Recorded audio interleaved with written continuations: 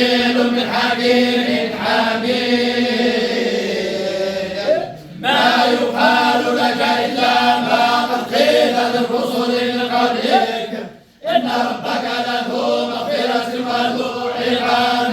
أليم ولو جعلناه قرآنا أعجميا لقالوا لولا فصلت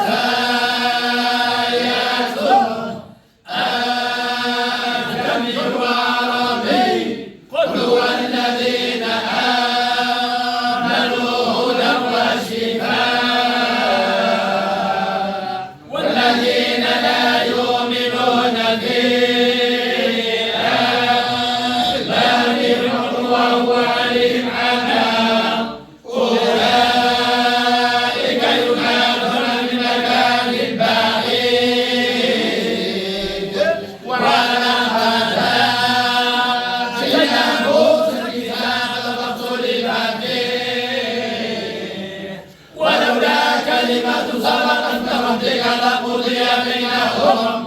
وإنهم لفي شك منه مريب من عمل صالحا